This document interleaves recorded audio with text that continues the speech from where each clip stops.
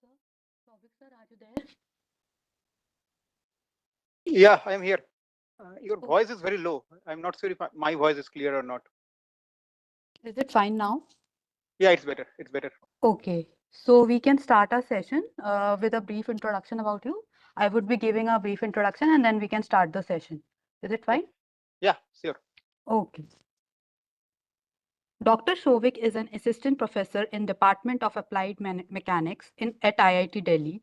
He completed his PhD in civil engineering from IIT Roorkee, followed by postdoctoral research at University of Notre Dame and University of British Columbia.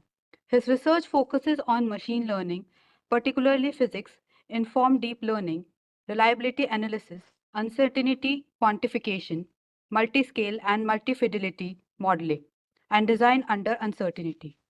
Sir will guide participants through sampling methods for posterior simulation, specifically rejection and importance sampling. He will also explain prior modeling approaches, including conjugate, non-informative, hierarchical, and empirical based methods. Furthermore, he will discuss beta binomial, normal normal, and normal gamma models, along with the Python implementation. Over to you, sir. Thank you. Thank you. So I think I will keep my camera switched off to ensure that there is proper bandwidth. Okay. Uh, and let me quickly share my screen.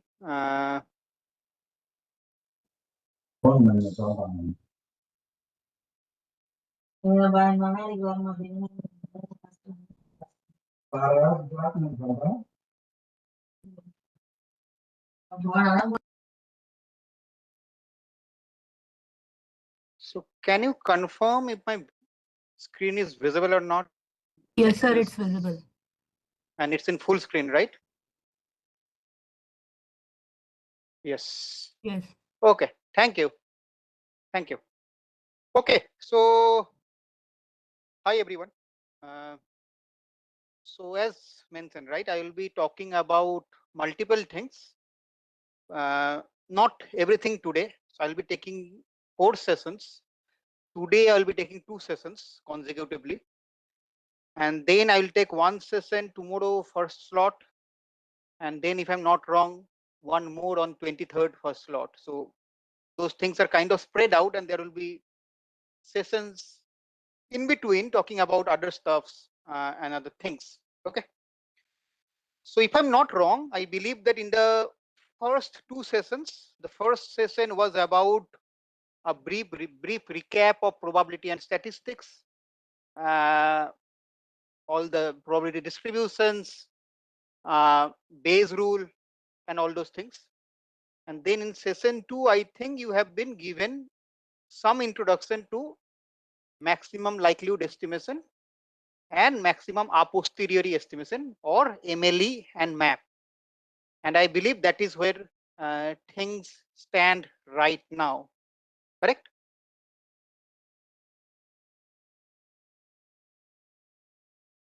So I will take that for a yes, right? So what I will do is that I will start with a brief, very quick review of MLE and MAP. I mean, what those things are, without going into details, because you have just learned that. And then I will go talk about the need for a full Bayesian analysis, a full probabilistic analysis. And from there, I will talk about different components that are there in Bayesian analysis, right? So with that background, let me very quickly start, right? So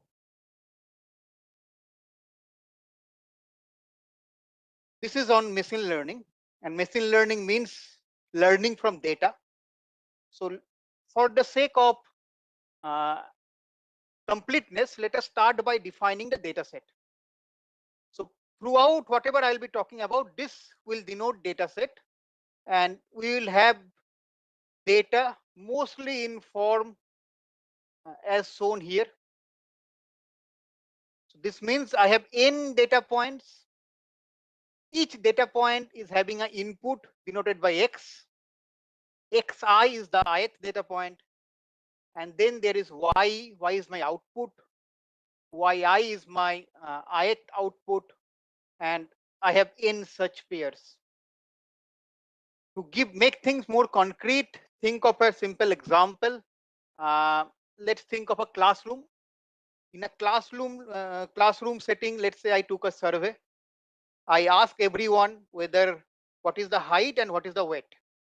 So I ask everyone what is the height and what is the weight. And also I ask about their gender. And then I will have multiple such entries, one for each student. So this, what you see here, height and weight in this case, okay, first let me define the objective. The objective is that for any new student, so for a new student,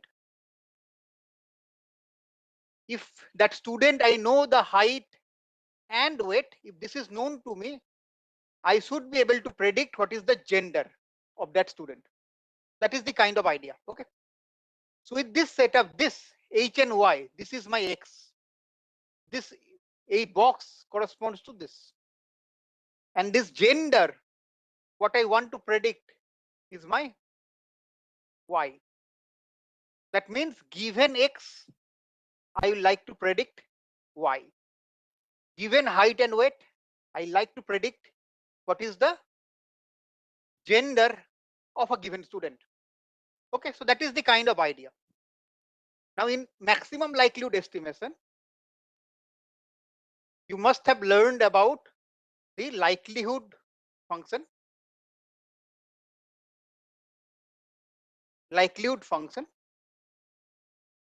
And the likelihood function we generally represent as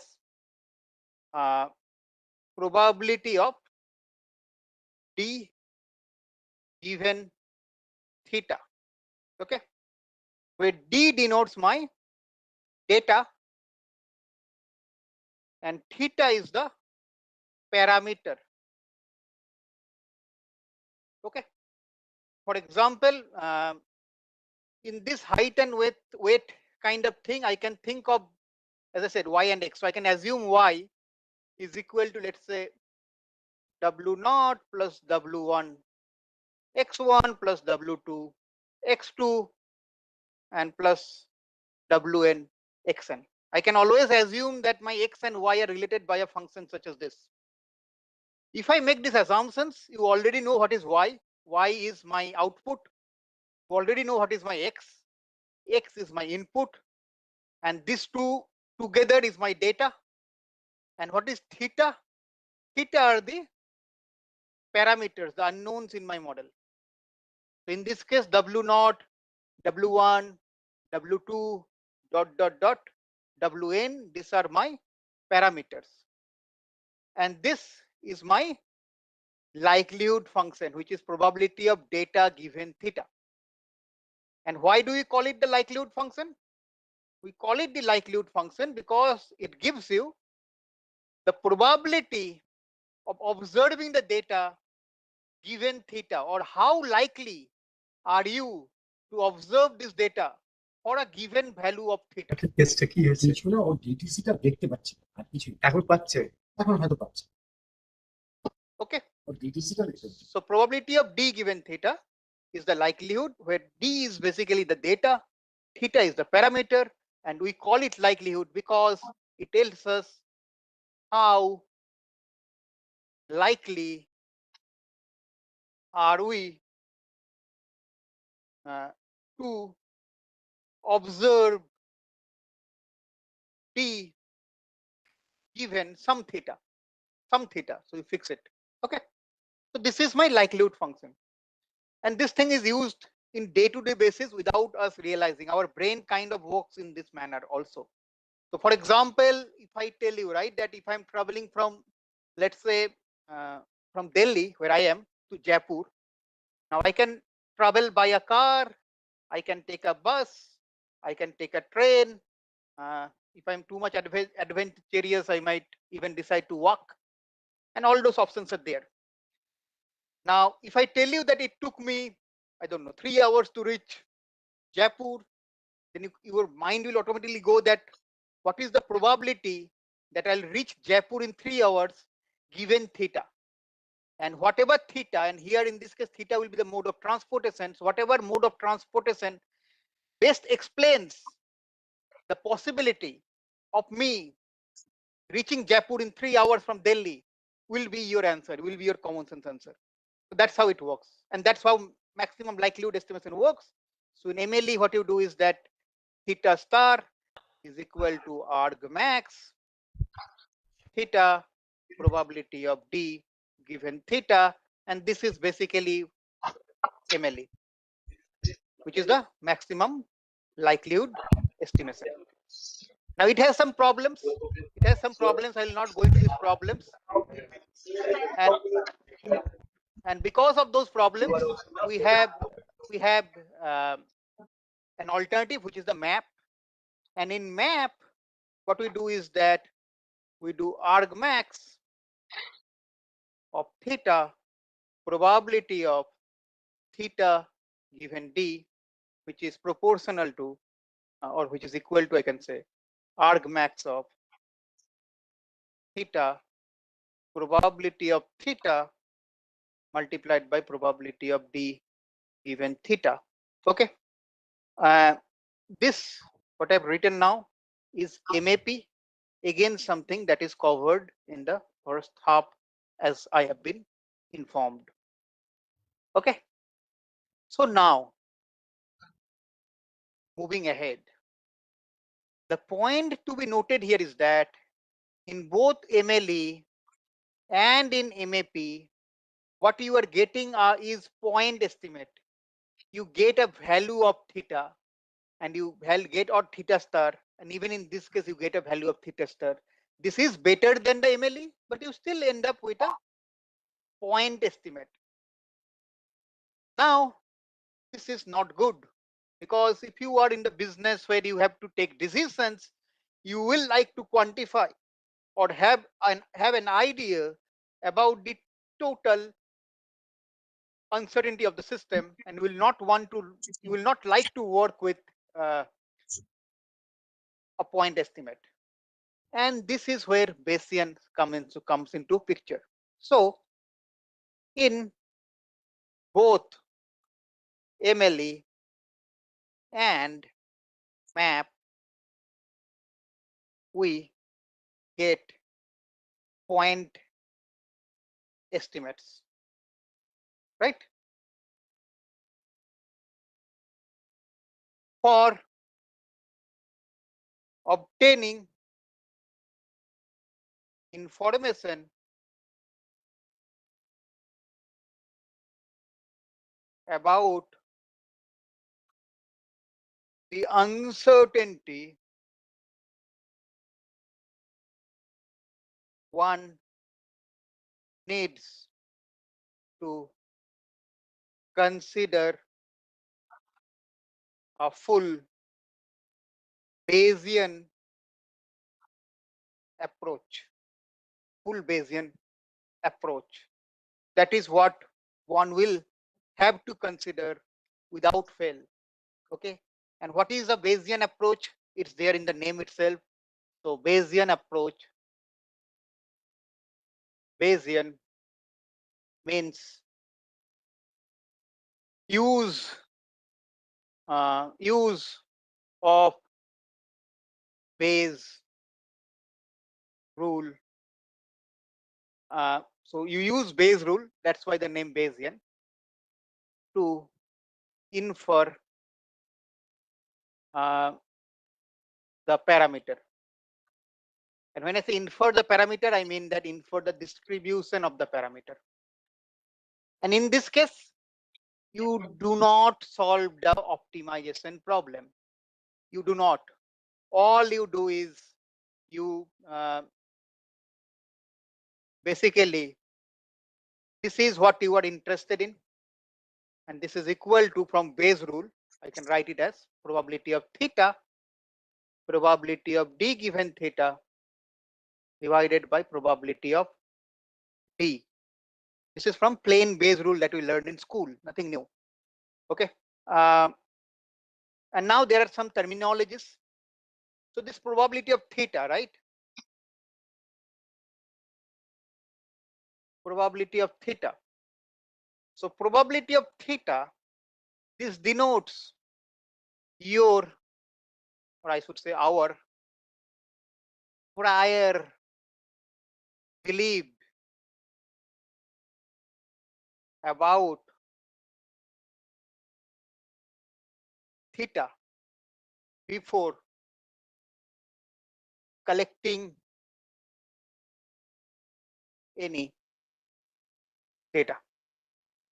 Okay, so this probability of theta, this talks about your prior belief about theta before collecting any data, and that is why this is known as the prior.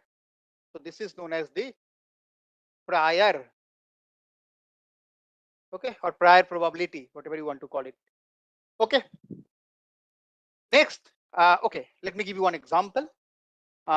Suppose I have a dice and I strongly believe that the dice is unbiased. Now that's my belief. Okay, so if that's my belief, I should model probability of theta using some probability distribution where the mean and the mode is at 0.5, and it should sharply go to 0 as you approach, as you move away from 0.5.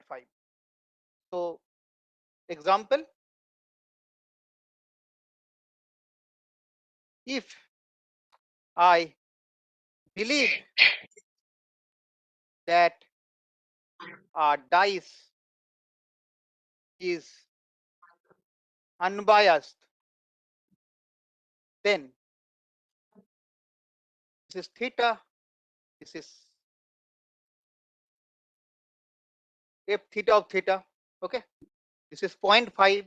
So in this case, the peak should be here, and it should sharply go to 0 as I move away from as I move away from the theta, this 0.5 points. Why 0.5? Because 0.5 denotes the unbiased. We know that if it is unbiased, then probability of head is 0.5, probability of tail is 0.5, and that's how we come at this number of 0.5. So that's what prior is. Okay, prior is your way or our way of encoding any prior knowledge we have into P of theta. The next thing, and this already has been discussed, is your likelihood. Okay, and likelihood I just talked about. And then you have this probability of D. We call it evidence. Why evidence? Again, very simple. This is data. If you do an investigation, whatever data you collect, you call it evidence, right? If there is a police investigation going on, they say we are collecting evidence, which means we are collecting data. So this probability of data is giving you evidence. This is based on what you will, this will have a role to play. So that's why you call it evidence. And lastly, what is on this side? This is posterior. What is posterior? Your belief about theta after. So this before will become after collecting data, after you have observed data. So probability of theta given D, this is my posterior, and this will tell my belief or our belief about theta after observing data. After the data has been available and has been observed, has our belief changed or is it same? So this is the one example I give in the classroom, right? That when I start a class, the students come to that class with some belief from their seniors or somewhere they have some data, and they might think that this is a nice teacher, this is a very bad teacher, this is a very tough teacher, this teacher gives too much assignment, this teacher is very lenient, and those kind of beliefs they might have. And that is their prior before attending the class. as they start attending the class, they start collecting data based on our daily day-to-day basis interaction. And based on that data that they are collecting by attending classes. Those data will now influence their belief. And from prior, they will now slowly shift towards the posterior. So from prior to posterior, that is the journey we want to make by you doing Bayesian analysis. There is one more analysis. There is one more terminology that I would like to introduce before I go into the main thing, which is prior modeling. And that is basically my posterior predictive posterior predictive, or predictive distribution, even I can say that, right? So let us revisit the example from before. So this example, okay. So what do we start with? So I have y, and then I have w naught plus w1 x1, w2 x2, and then let's say wn xn. A simple linear model, linear in both x and w. Okay. Now remember, if I have a model like this, what is the objective? What is given, first of all? What is given to me is data. Xi, yi, I equal to 1 to n. And what does this data represents? That in a classroom, let's say the same example, you have collected height, weight, and gender of the students attending the classroom. So that is what I have. So that is my data. Now, what is my objective with this data? What am I going to do with this data? I can do many things. I can find out the distribution, I can find out the mean, I can find out the some other statistics like standard deviation, kurtosis, skewness. But one of the things that we will like to do, at least in machine learning, one of the objective is to predict.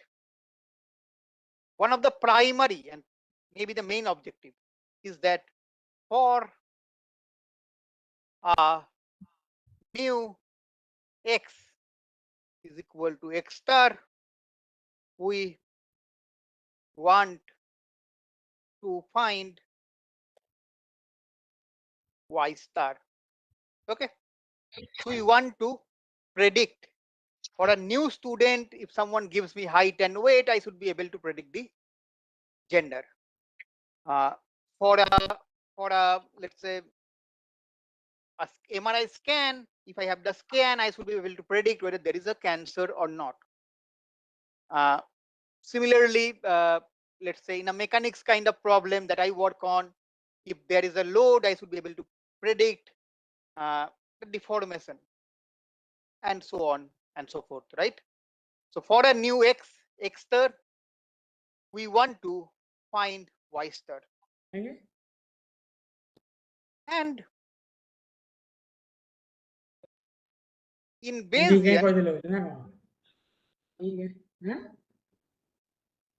Bayesian or probabilistic machine learning, ML, we do not find probability. We do not want to find point estimates. We do not want to find y star. What we want to find is we want to find probability of y star given x star comma d. D is my data. Remember, always remember that. Okay. We want to find this thing because this will be our prediction for a new x star. What is the probability distribution of the y? And from point estimate, you can work with the whole distribution. So you have all those choices. But we, as machine learning engineers, as machine learning researchers, particularly as probabilistic machine learning researchers, we will like and we will want to find probability of y star given x star comma t. Right? This is known as the predictive distribution. So this is the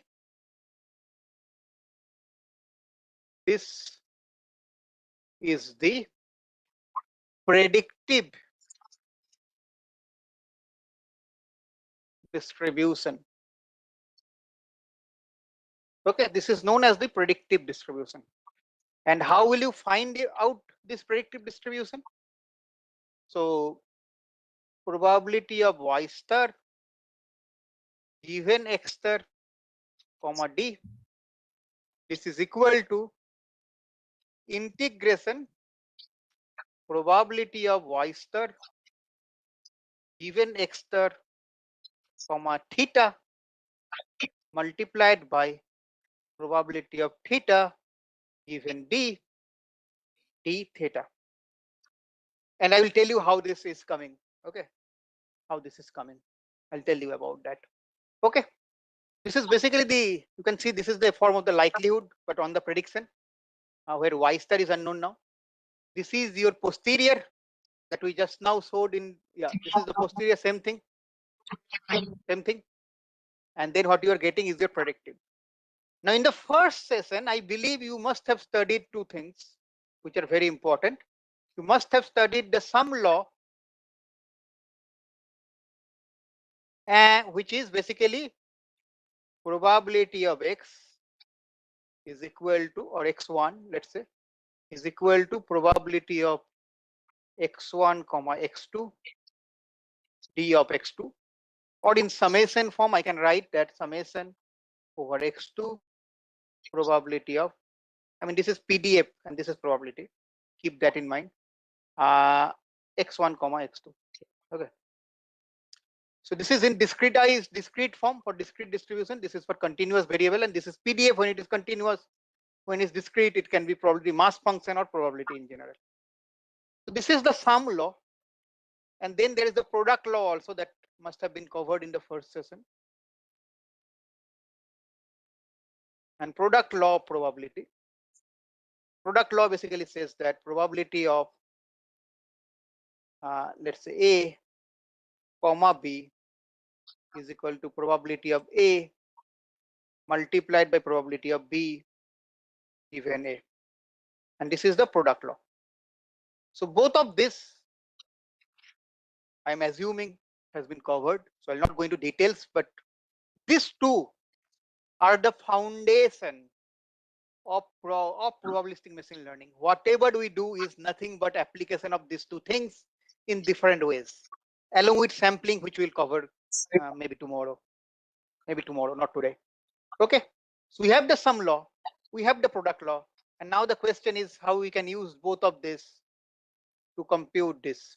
Okay, which is actually quite simple if you know those things. So probability of y star given x star comma d will be equal to probability of y star let's see comma theta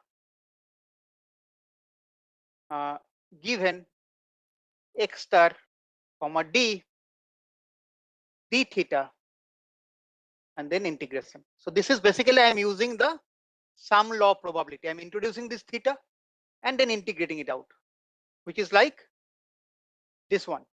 I'm introducing this theta and then integrating it out. That's all I'm doing. And then inside I'm now going to use the product law. So integration of probability of y star given x star comma d comma theta multiplied by probability of theta given x star comma d of theta. Okay, and now I'm going to use conditional independence. Given that I have theta, y star is conditionally independent of probability of d. So conditional independence, we're going to use two such things. So probability of y star given x star comma d comma theta is equal to probability of y star given x star comma theta. So that means given theta, this does not depend on d. Why is it so? Simple. These are my theta. So if I know my theta and if I know my x star, that's enough to find y star. I do not need my previous data or anything. I only need w and x, the new x star, and that is enough for me to find y. So that means given that I know w, I do not need d. D is only needed to find out w's. Once w's are known, once the weights are known, once the parameters are known, you do not care about the data, at least at this stage. So that's why this independent statement holds. The other one is probability of theta given x star comma d is equal to probability of theta given d. Why? Because you are finding out theta from the data. You are not finding out theta based on the new input. So this having it here or not having it here is exactly the same thing. And now you take these two things and substitute. You substitute it here, you get exactly what I had written earlier. You get exactly what I had written earlier, and this is your predictive, posterior predictive or predictive distribution, whatever you want to call it. Okay. So to summarize, probability of theta is your prior, and this encodes your prior beliefs. Probability of d data given theta, this is your likelihood. This tells you how likely you are to observe data for a given theta. Probability of theta given data, this is your posterior about the parameter given the data sets. And lastly, probability of y star given x star comma d, this is your predictive distribution or posterior predictive, whatever you want to call it. I prefer predictive because I am lazy and I like to write less. Predictive distribution. All of these are, most of these are distributions. Okay. So any questions until now? Any questions until what I have covered till now? Because after this, I'm going to change gear and talk about prior distribution. So I'm going into prior next. So this part is done. Actually, this was a quick review and introduction of predictive distribution. So if you have some doubts, some queries, some things are not clear, this is the correct time to ask about that. You can ask later also, by the way, no problem. If not, I will go into the prior modeling. Okay. So it's fine, right? Okay. So next we are going to talk about prior modeling. Give me a second. Yeah. Let me drink some water.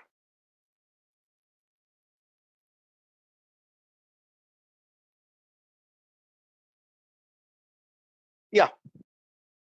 So next thing is, okay, predictive distribution, right? Okay. So predictive distribution, okay, let me go back and start from here.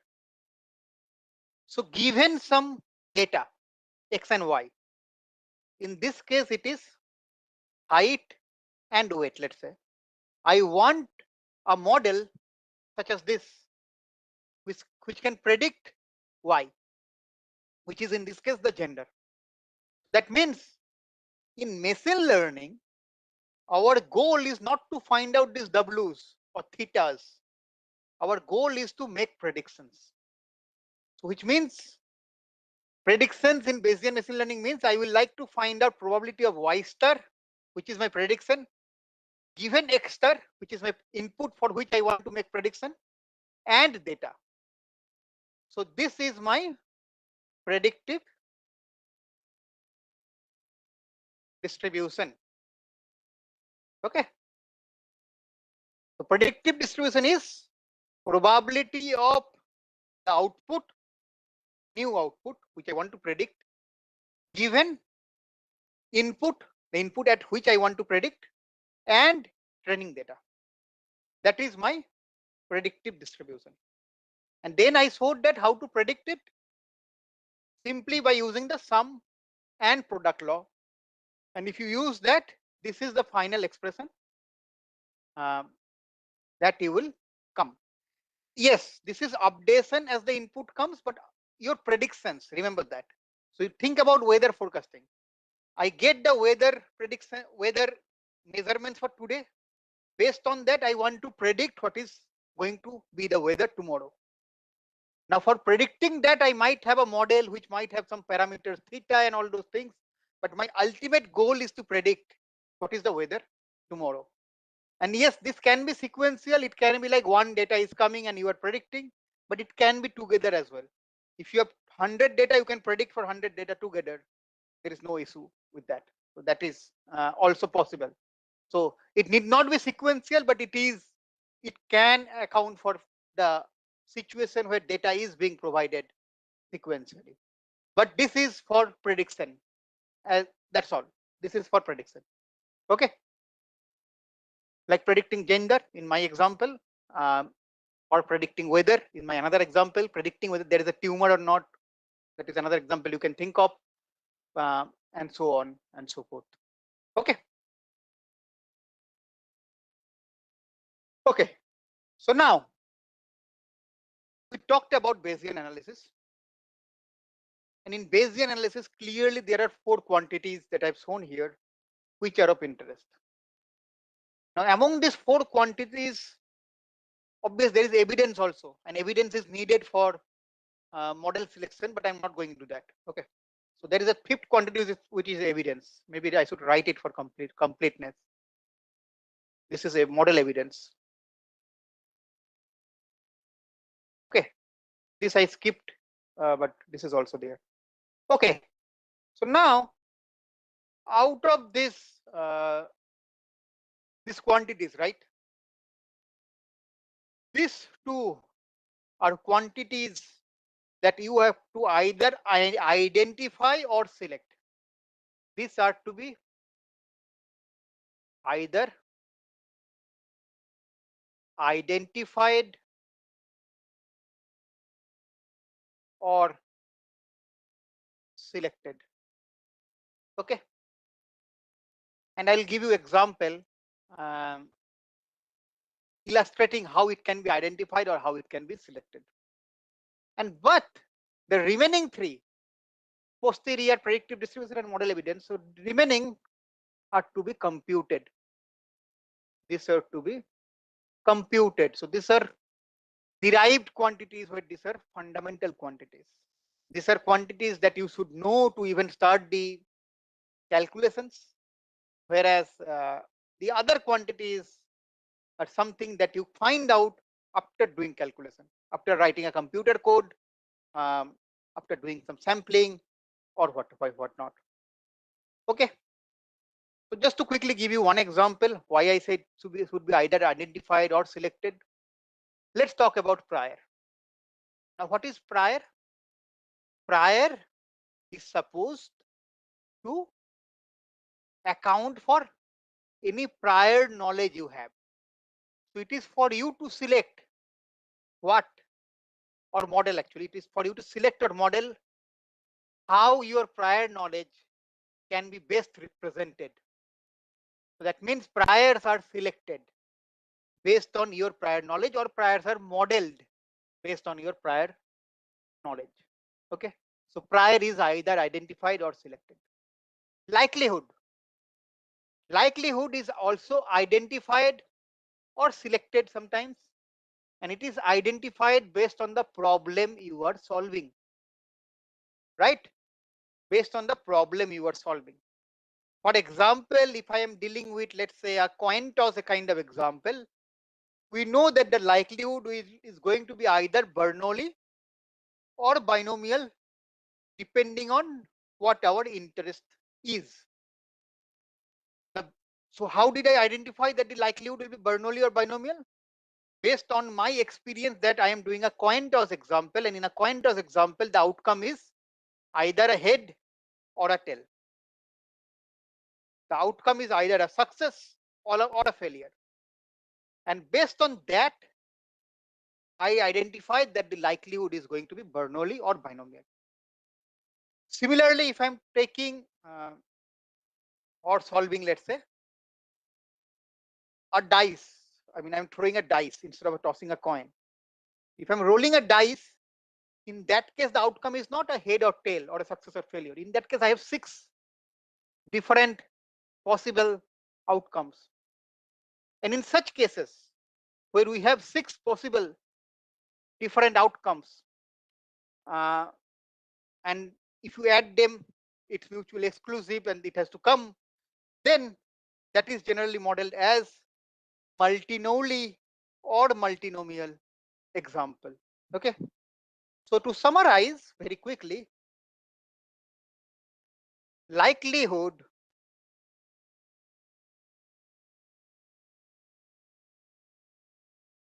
this is decided based on the problem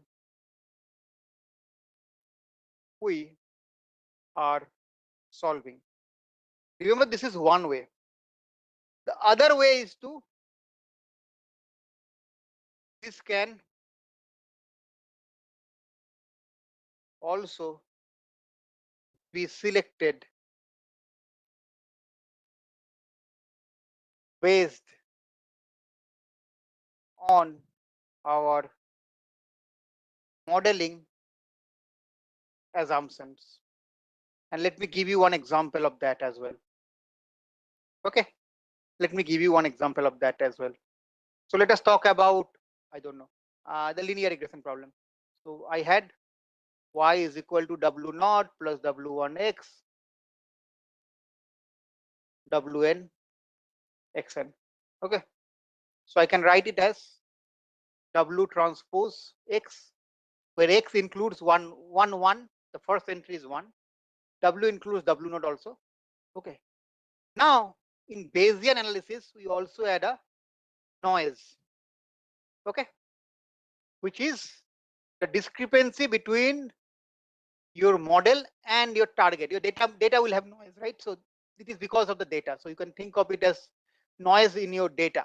Okay. And then often we assume this epsilon to be Gaussian. 0, beta inverse. Okay.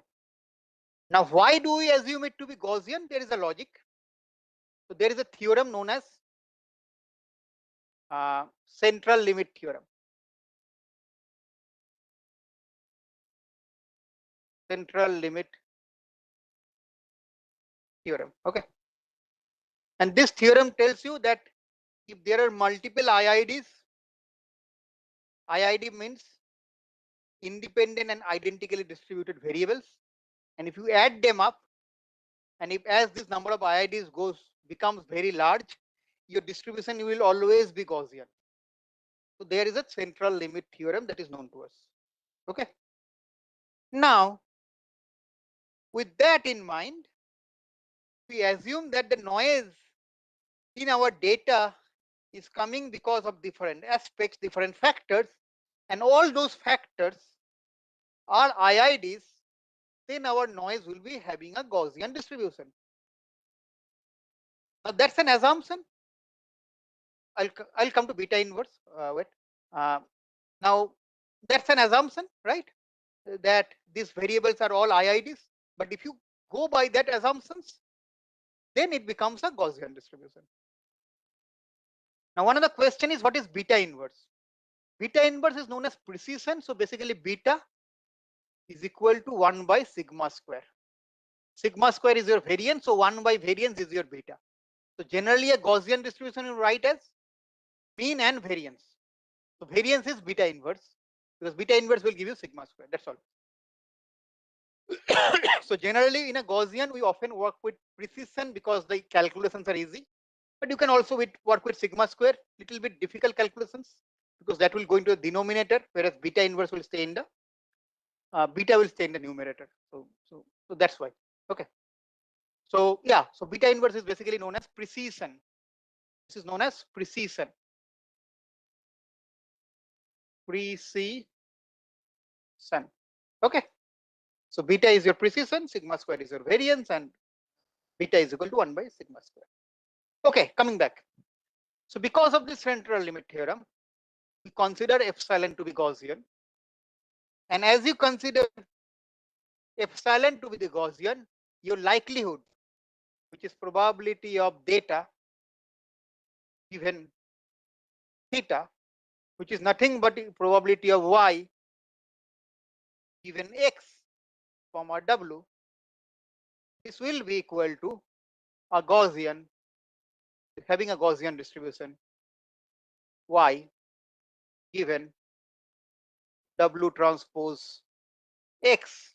This will become your mean, comma, and then your variance will be beta inverse I, where I is your identity matrix. Okay. So just to go back, these details will be covered later when linear regression is taught. I think I am not taking that. Someone else will. Someone else will cover that. But the point to be noted here is that because I use central limit theorem and considered epsilon or model epsilon as a Gaussian, my likelihood turns out to be Gaussian. So it's more of a selection than um, an identification based on the problem at hand.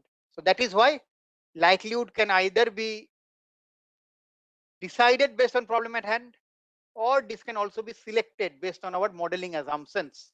And this assumption in this case was that the noise is Gaussian. Okay. Okay. So now coming to the other main part, which is my prior.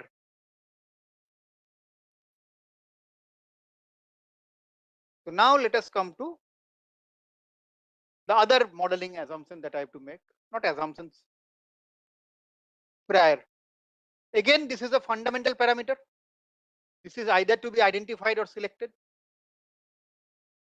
Now, in the ideal world, prior should represent your belief about the unknown parameter. So this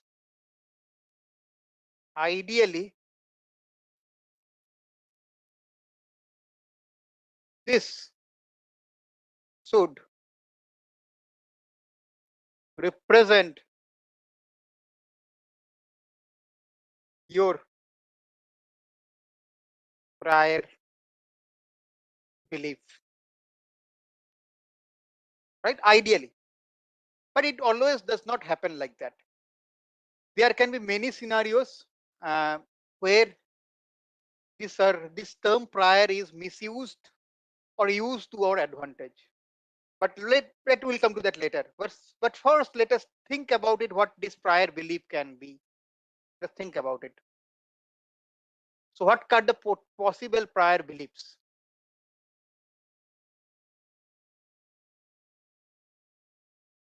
So, suppose I am modeling weight. Okay, just and I want to find out. I want to assign a prior over weight. Weight means human weight, not the weight of the model. Okay. So, in case of weight or in case of mass, we know that this mass and weight cannot be negative. So our prior belief, one of the prior belief can be non-negativity. So if our prior belief is that we know that these parameters cannot be negative, then you select a prior that ensures non-negativity. That is one. Then you might encounter some problems where you know that the final thing is going to be scale invariant. So in that case, you can have a prior which is scale invariant. Similarly, you might have a prior which is rotational invariant. If you rotate it, the results would not change. So this rotational invariance, scale invariance, these are prior information you might have. And in case you have those, these are the priors you should use. then you might have a prior information that my model is going to be sparse. That means only a few of the parameters are going to be active. So in this case, you might have so sparsity. So you might have this kind of information where you have where you know that the model is sparse, and in that case you can go ahead and use sparsity promoting priors. Okay. Then what else? You might have a scenario where you have no information. In that case, if you have no information, you can go ahead and use non-informative prior.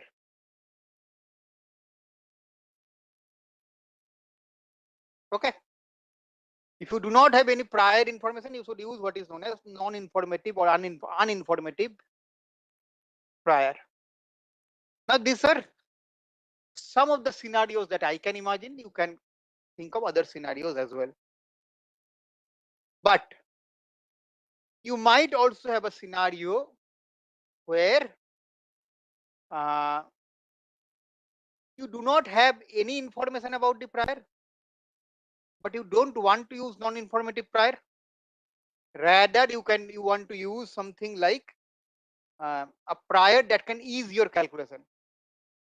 So until this, we are talking about information, by the way, based on information. But then you might have something known as conjugate prior. Now, this conjugate prior you should only use under two circumstances, because these are very strong priors. These are used one when distribution is known. When distribution is known, and if it is feasible, it might not be feasible in that case also. If distribution is known, and for the given likelihood, the known distribution fits the criteria of what is known as conjugate prior, which I'll define in a short while. In that you can use, but this is a very, very, very rare case. The other reason that you use it is for ease of calculation.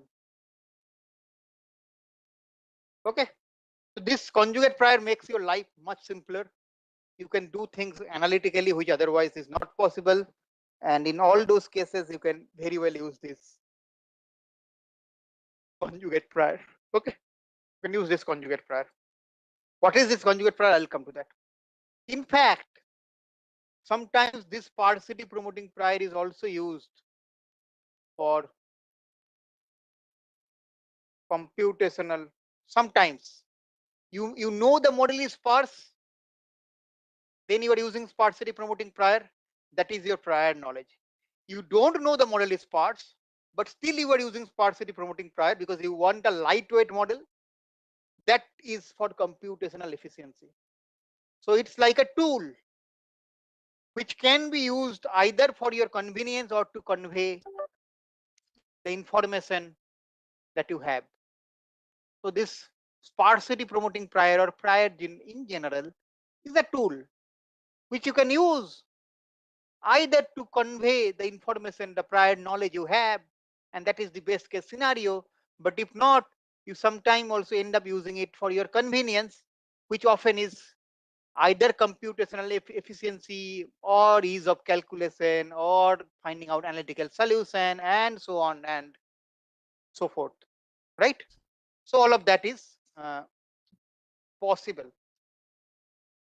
I will go a little bit deeper into this conjugate prior, and then I will go into two of the concepts. One is empirical base, the other one is hierarchical base, and that is basically the plan for today. So I will not complete all of this in next 1 hour, but within next 2.5 3 hours I will cover uh, these three aspects along with some examples, um, some calculations, and so on and so forth. Okay, so let us proceed, and let us proceed with what is known as the conjugate prior.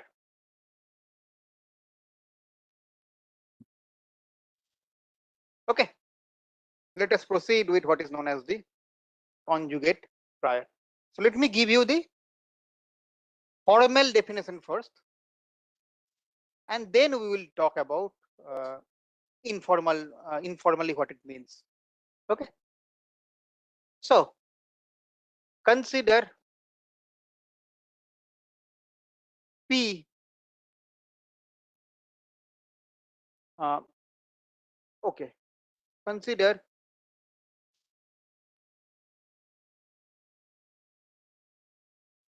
that the prior belongs to a family of distribution. Consider that the prior belongs to a family of distribution P, capital P, and likelihood belongs to another family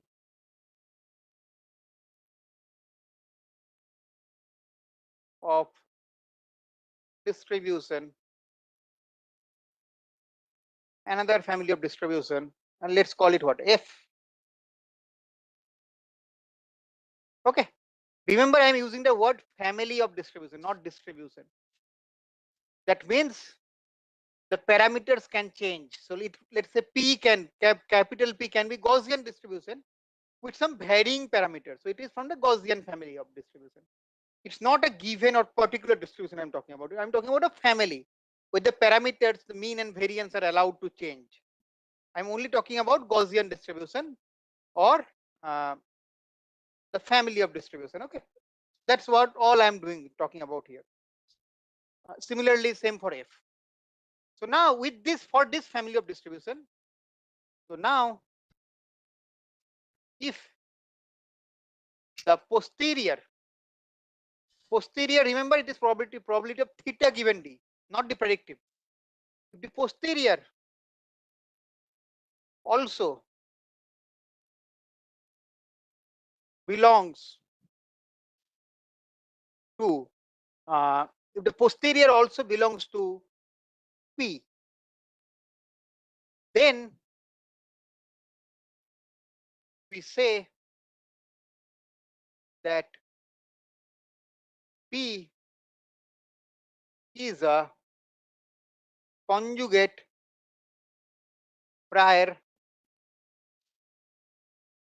for likelihood. P is a conjugate prior for likelihood F. Okay, so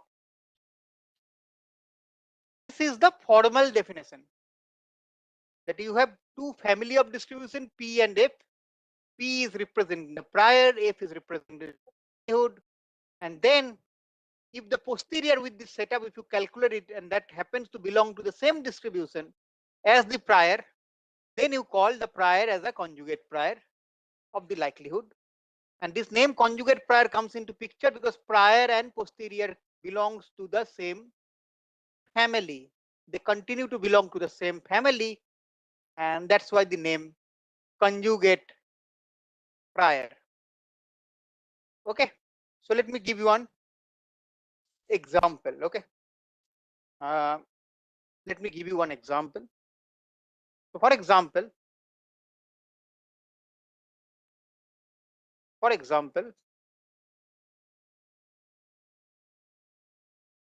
if my likelihood is Bernoulli,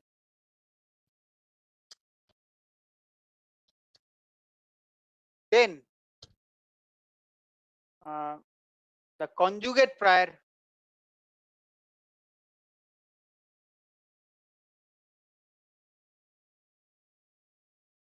for Bernoulli is beta distribution. Okay, is beta distribution.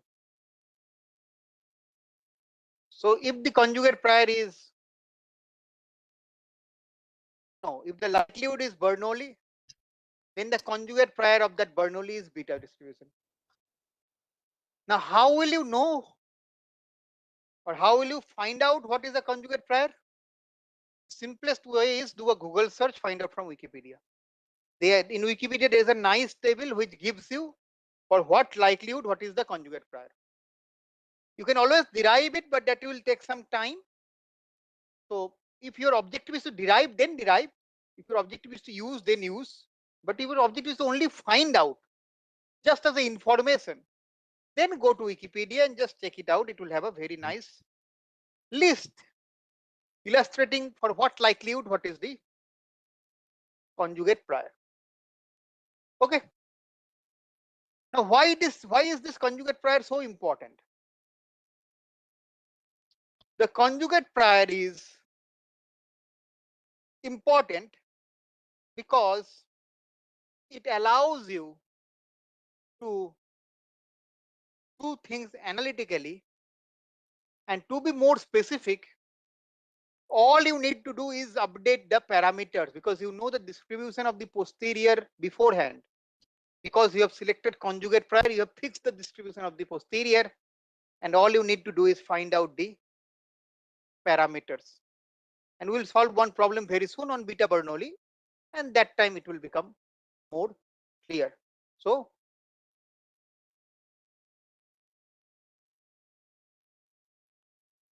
it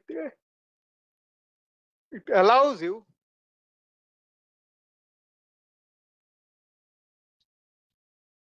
to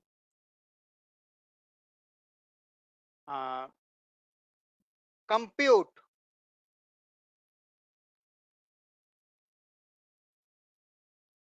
the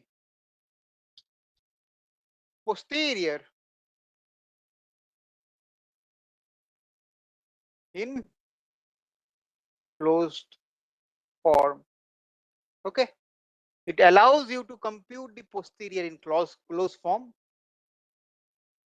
only the parameters are updated. Only the parameters are updated. The distribution by the property of conjugate prior remains same.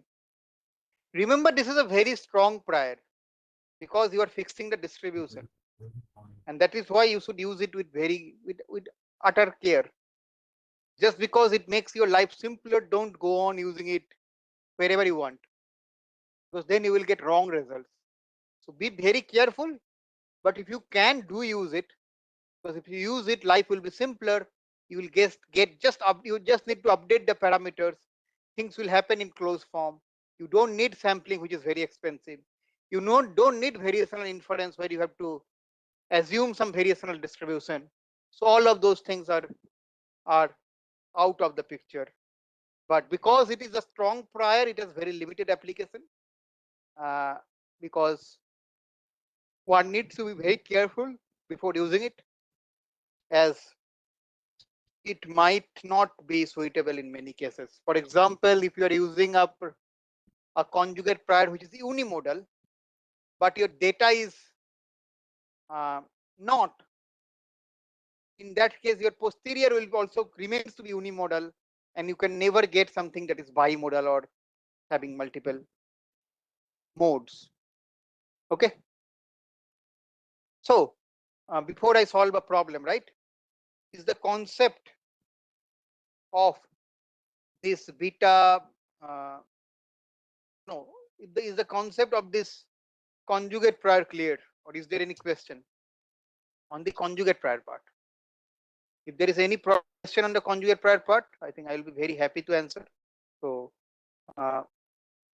please take a moment and let me know if there is any question on the conjugate prior part. Okay.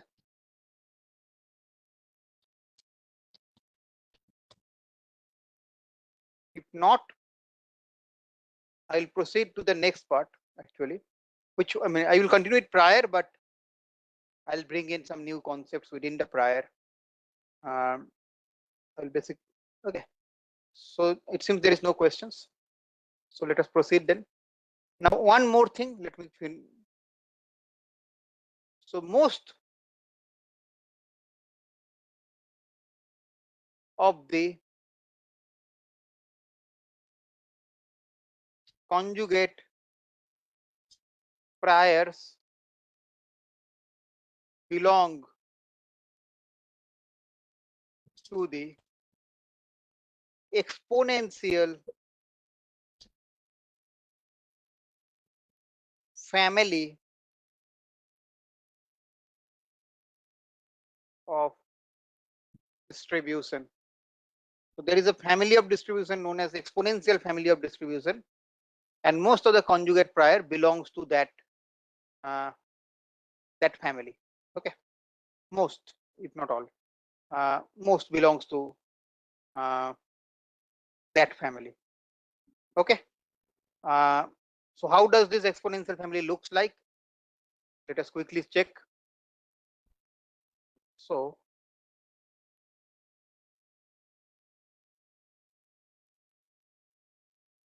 exponential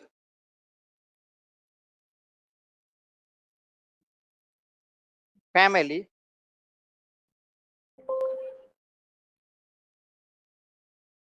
of distribution. So this family of distribution takes the following form: PDF of the random variable x given theta, where theta are the parameters.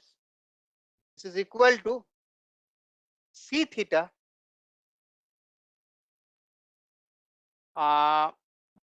multiplied by hx and then exponential of r theta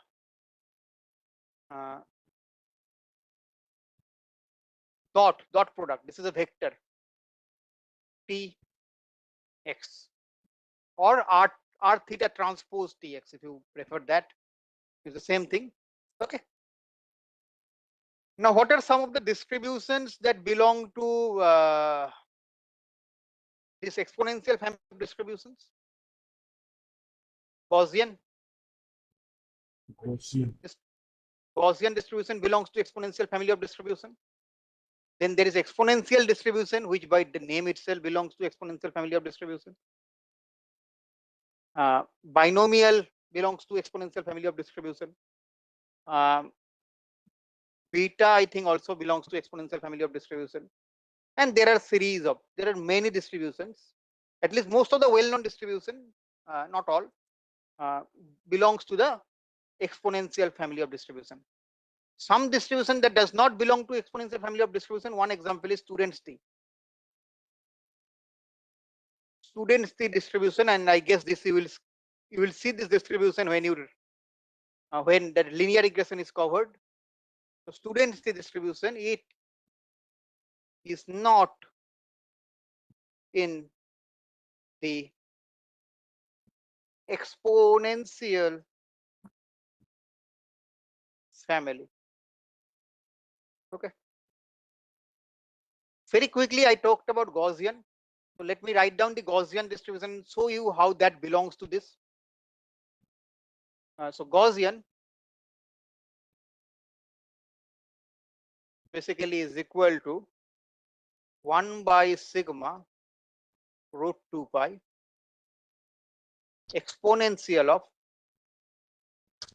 minus half x minus mu by sigma whole square.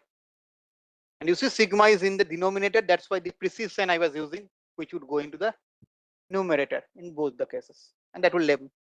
So what we will do is that very simple: 1 by sigma root 2 pi exponential of, we'll use the open the bracket and we'll write it down. So minus x square by 2 sigma square, right? Then minus mu square by 2 sigma square plus 2.5 will cancel out, so x mu by sigma, right? Sigma square actually. Okay.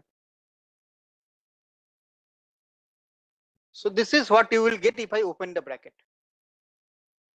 Do one more step, 1 by sigma root 2 pi, and this term is not a function of x. So let us bring it outside. Multiplied by exponential of minus mu square by 2 sigma square multiplied by exponential of minus x square by 2 sigma square plus x mu by sigma square. So what I am going to do, this whole thing is my c theta. Okay, so I have my c theta. This hx is missing, so that is equal to 1. And then inside the exponential, let us see what we can do. So I will have, let's see, minus 1 by 2 sigma square and then mu by sigma square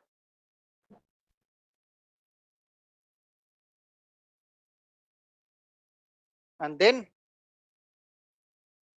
I'll multiply it with minus is here, so x square and x. So you can understand this is going to be my r theta and this is going to be my tx, and this is a dot product, so that's why it's a row vector and a column vector. So that means I've already done the dot product here by so r theta dot tx. That's how it comes into picture. So this one is your what is the hx, right?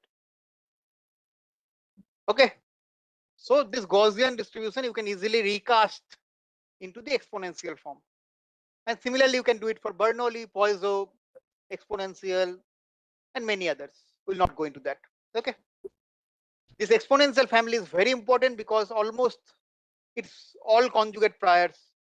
The likelihood for them belong to this exponential family. In fact, the likelihood and the prior, both f and p, often belongs to the exponential family of distribution. So that is why it is so important. Okay, that is why it is so important. Okay, any question on this part?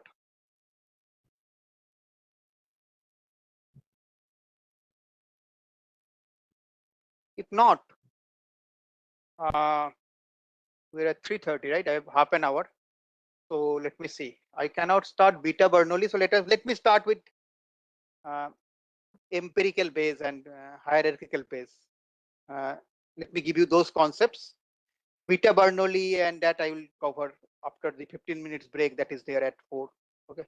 So after that I will continue with that part of the things. Okay. So the next thing we are going to talk about is, so we talked about prior. Remember, we are not done with the conjugate prior. We'll come to some derivations of conjugate prior, but after the break. So in prior, we talked about exponential family,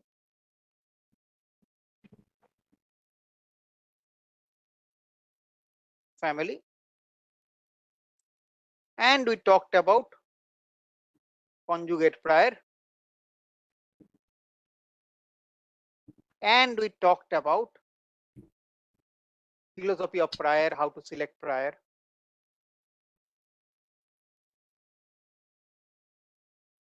of selecting prior, and then we talked about some special type of priors, right? Some special priors. I did not talk about the details, but I mentioned them on the fly as I go.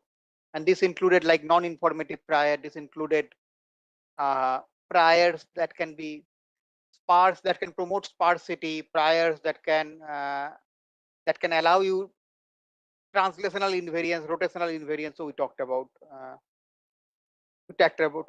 those things. Okay. Okay. But there is one issue. The issue is that in machine learning, we work in high dimensional space. And what do I mean by high dimensional space? That the number of parameters is quite high. And this, I am sure all of you are aware of. If I give you the example of GPT, Chat GPT or GPT, if I talk about that, you know that the recent GPT has 1.8 trillion parameters, not billion, but trillion. So when you have 1.8 trillion parameters, you are supposed to work in a 1.8 trillion dimensional space. And as human beings, we are trained to visualize three space, X, Y, and Z. And then if you include time, at max 4. Beyond 4, we are at least intuitively not able to comprehend. And here in machine learning, in the extreme scenario, we are working with 1.8 trillion parameters, which is extremely high. Okay. But that is the extreme scenario. Let us come to a simple model. Even in simple model, you will at least work with 30 or 40 parameters, and that's a very low dimensional model. For human, 30 or 40 is very high dimensional, but for machine learning, 30 or 40 is nothing. I mean, any modern machine learning algorithms will have at least parameters in the order of hundreds of thousands, that is lakhs. That is at least I'm talking about. Tens of thousands, you are very lucky. Below that, very, very, very rare. Okay. So you're working in a high dimensional space. And when you work in a high dimensional space, which need not be this case, but in general, right? How do you know priors? Is it even possible to have any prior belief about 1 trillion parameters or even 1,000 parameters? If you're working with 5-10 parameters, let's say doing some problems in physics where you're trying to infer mass or something like that, then it's okay. But if you're working in the machine learning space with thousands of parameters,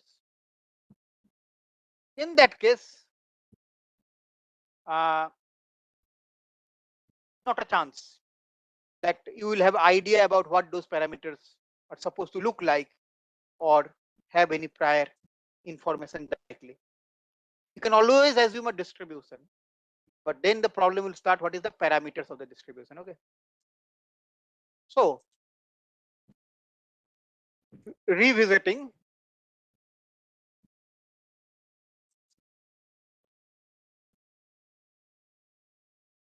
the Bayes law, we have probability of theta when D is proportional to probability of theta, which is my prior, multiplied by probability of D given theta, which is my likelihood. So now remember, these are distributions. If I am more specific, I should write that this is equal to probability of theta modeled by some parameter eta, and then probability of D given theta. And in this case, the parameters are generally known, or theta is a parameter, to be more specific in many cases. Okay. In this case, theta is known, and then there can be one or two more parameters. Okay. Now, what is this parameter eta? This is parameter of the prior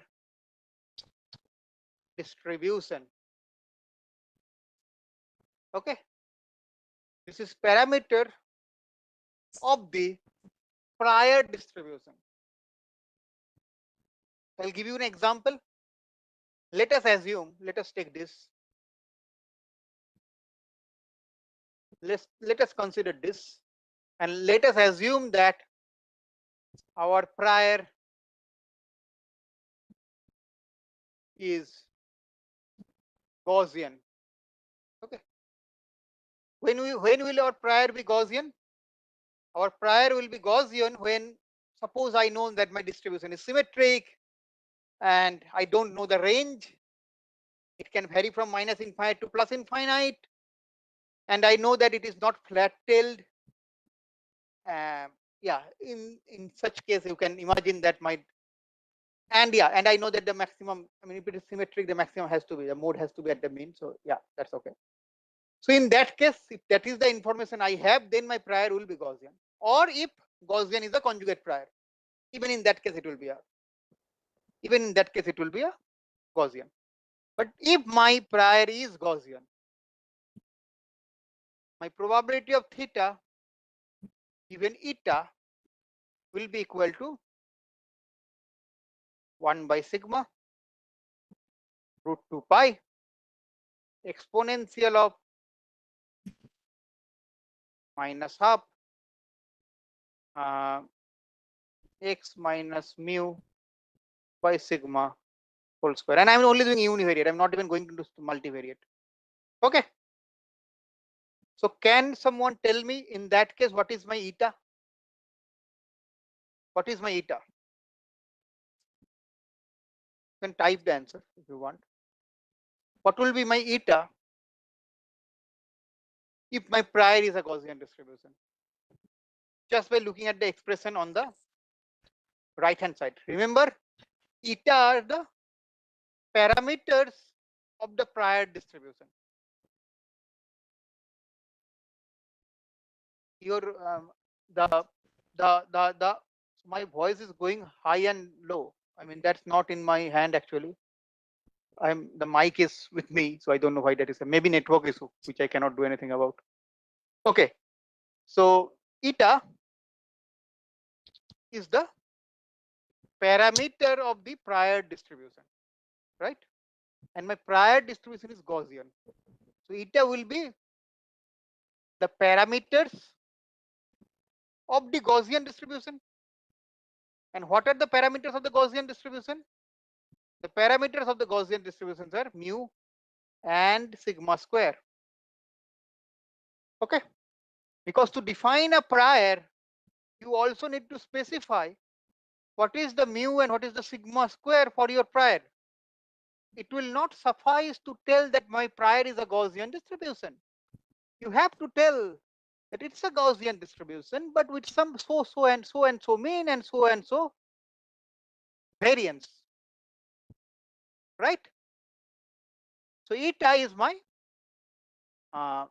parameter, and eta is to be defined. So to define prior, you need to specify eta. So to define prior, eta is to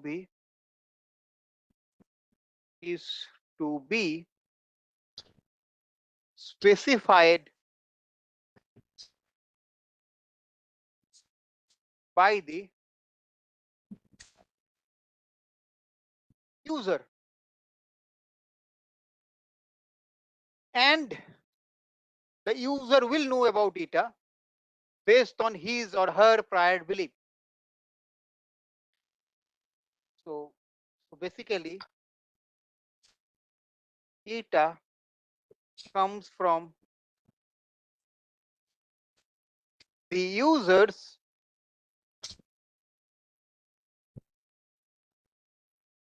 prior belief, right? Or historical data or something like that. But now imagine, what will you do if the user do not have any information about eta? For example, imagine a scenario where the user only knows that the prior is symmetric, but he or she does not know the prior is symmetric about which point. That means he or she does not know the mean, and he or she does not know what is the variance. So what to do? So what to do if user only have knowledge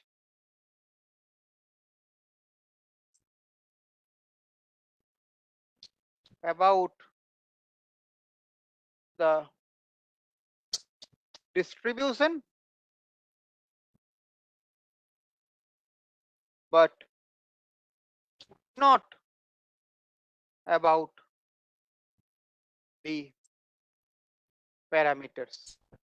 Okay. What will you do if user only have knowledge about the distribution but not about the parameters? What will you do in that case? Now, do you know the Bayesian philosophy? There is something known as the Bayesian philosophy. And the Bayesian philosophy, not that we always use it, but in the ideal world it can be used. The Bayesian philosophy is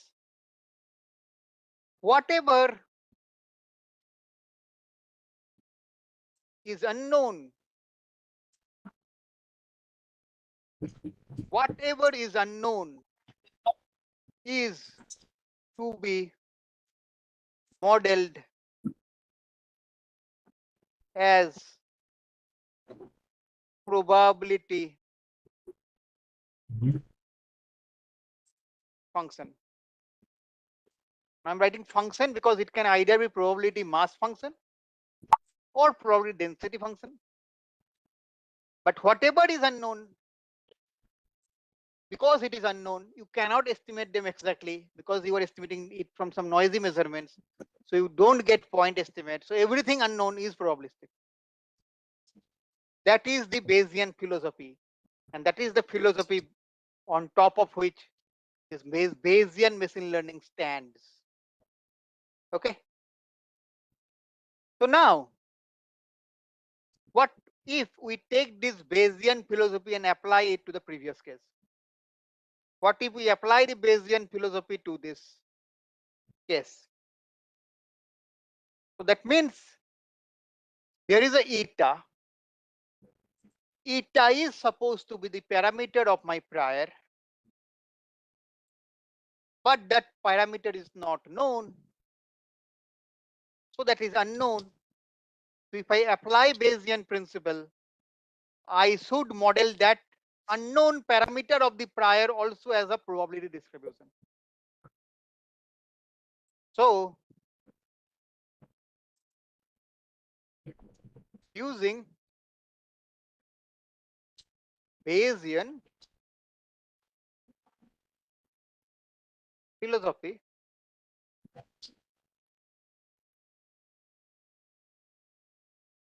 eta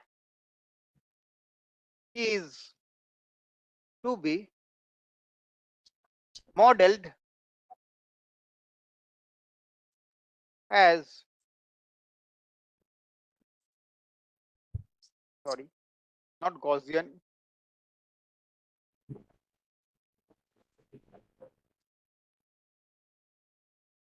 probability distribution. Okay, in which case your likelihood will now look like, your posterior will now look like probability of theta, okay, comma eta given d is proportional to probability of eta, probability of theta given eta, probability of d given theta. Okay, and again I am using the conditional independence here. There should be a comma eta, but because it is conditionally independent, I am just writing, I am ignoring that eta.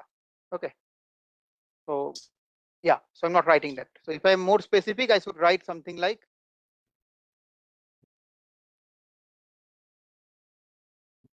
theta comma eta, but this is conditionally independent, so this has no value, so this turns out to be this.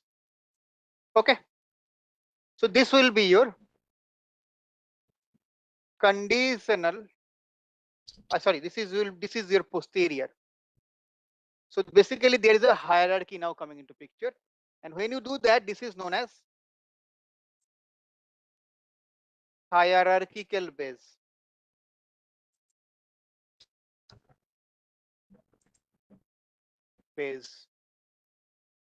Okay, this is known as hierarchical base, where theta can be very high dimensional, but eta can be potentially low dimensional. And if that is the, if you can account such a scenario, then HB is very useful. So HB is useful if theta is high dimensional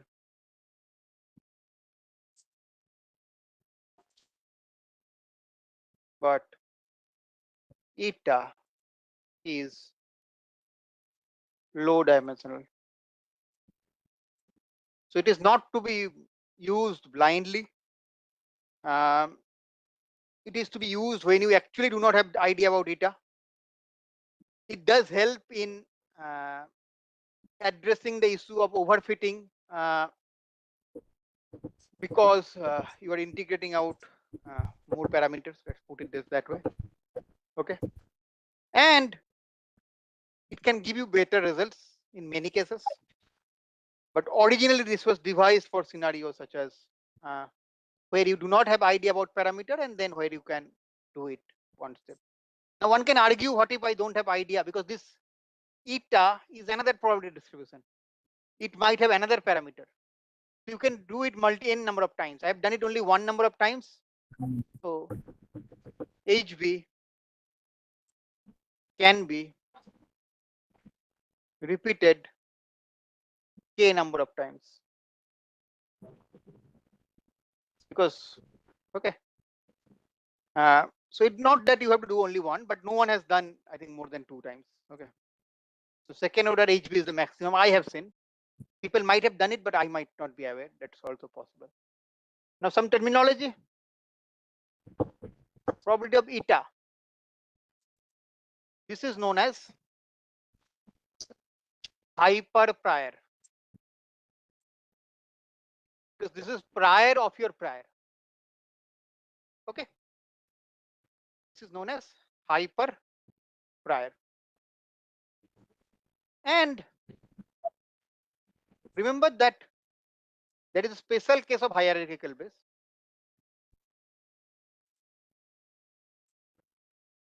In some cases, it is possible to integrate out theta. Now this integrate out, it means marginalization. It means using the product sum law. So in which case you can find out probability of eta given theta, which is proportional to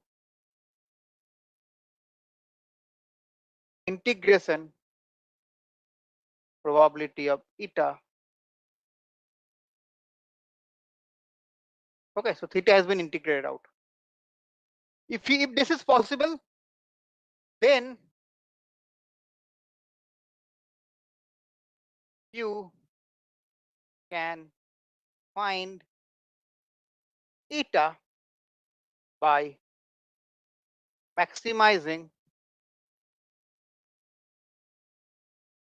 probability of eta given theta. Okay, and when you do that, you end up with a point estimate of eta. Point estimate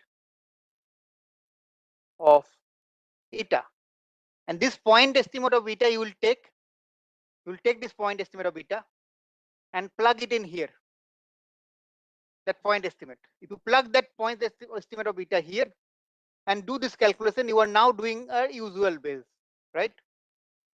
This is known as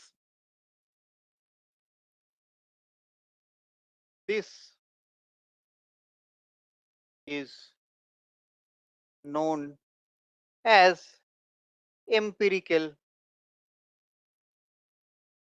base. Okay, this is known as empirical base.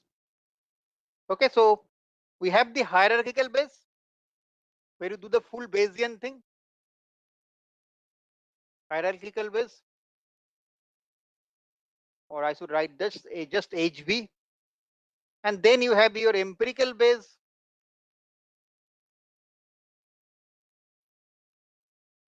which I'll write as EB. Okay, so there are these two options.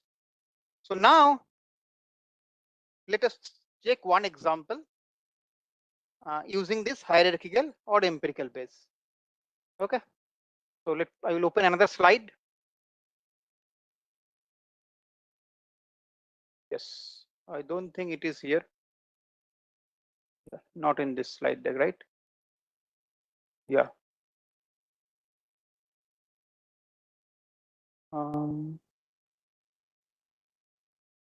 It should be somewhere here, I guess,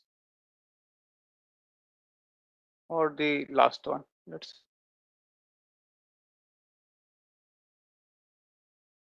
Okay.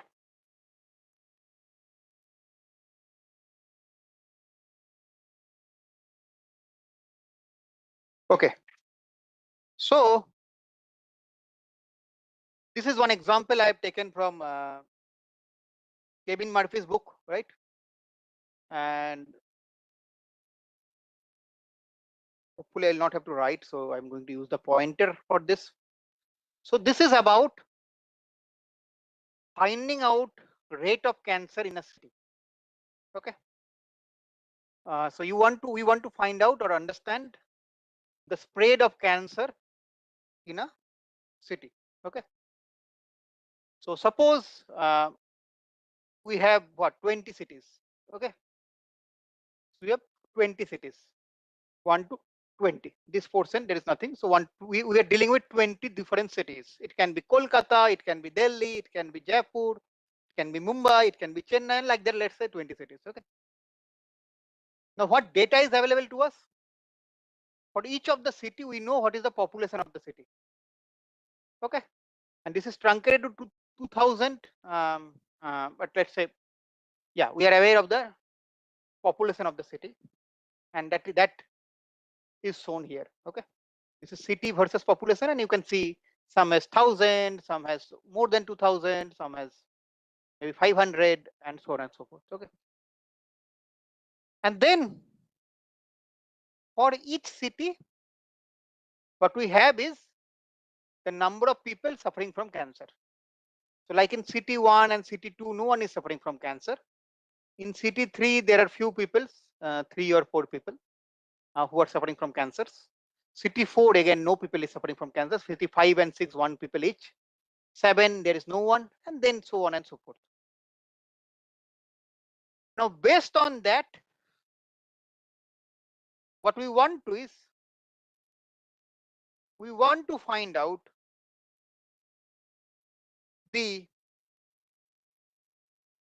rate of, we want to find out the probability of having cancer if I know a person is from a certain city. The probability of finding cancer if I know certain person is from certain city. Okay.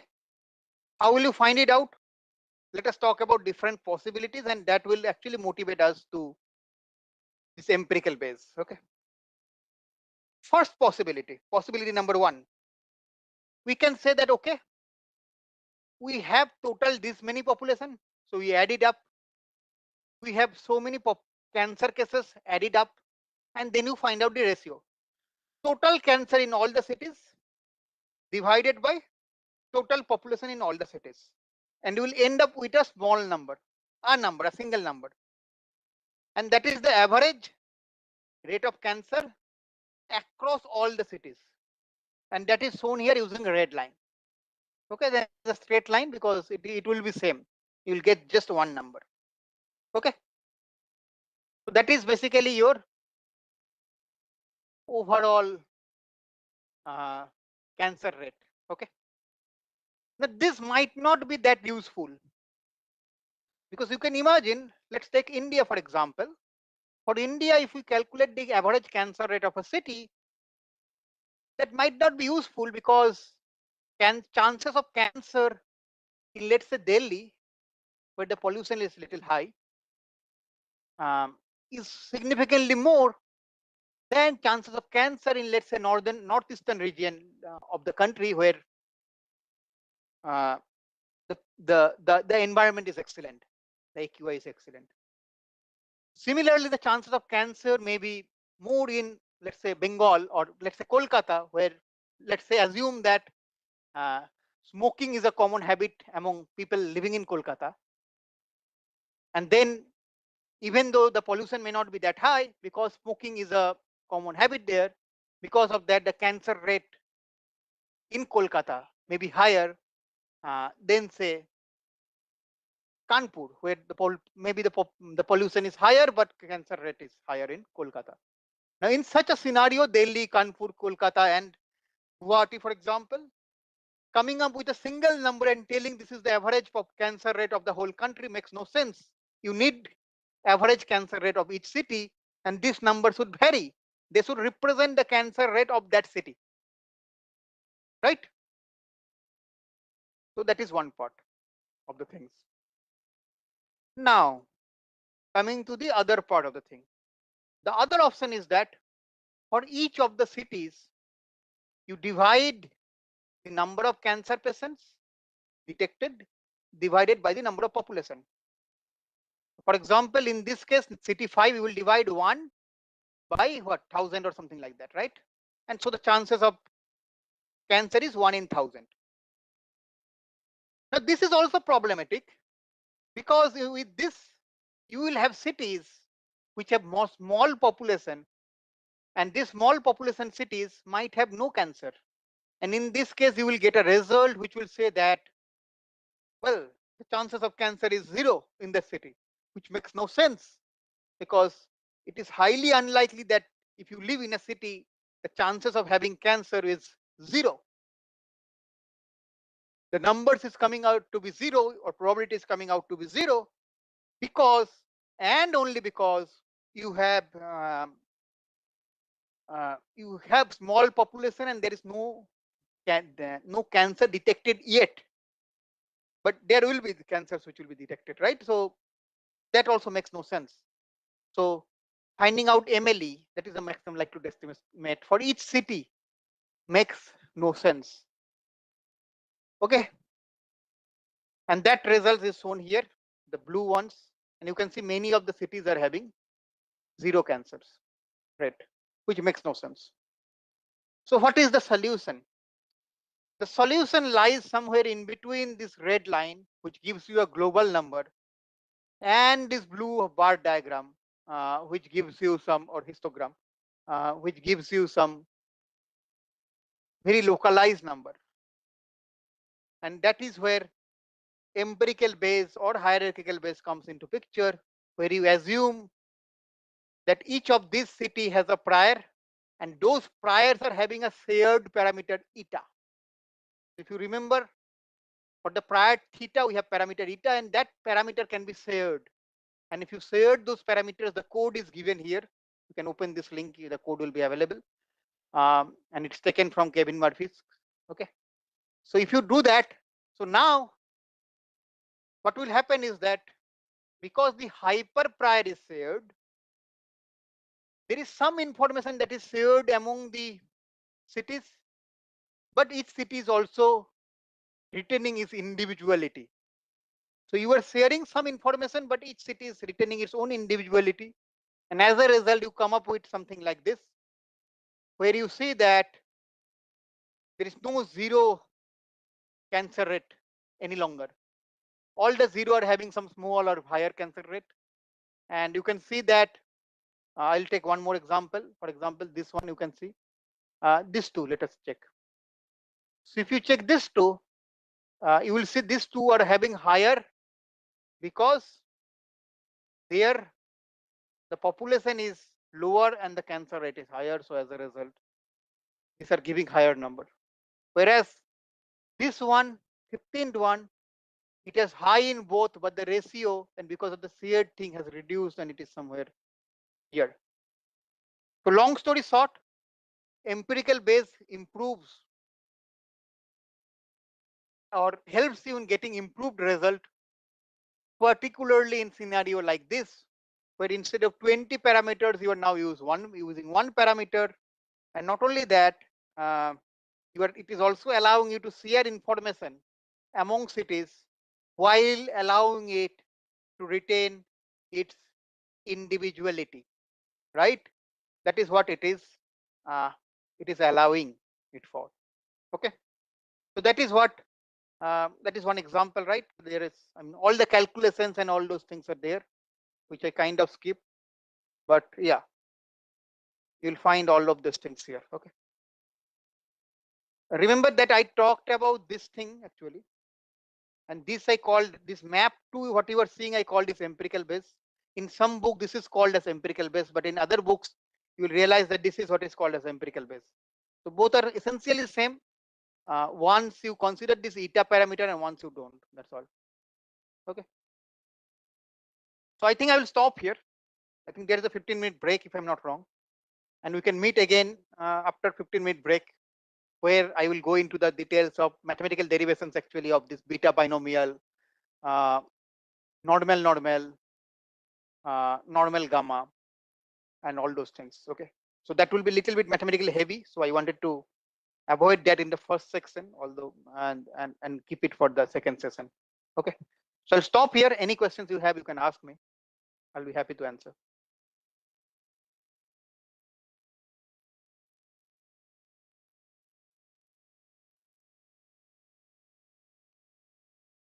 If not, I think we can stop. Thank you. We are meeting again at, I think 4:15 was the time, but maybe we can start at 4:20. You can have a tea break of 15 minutes. Okay.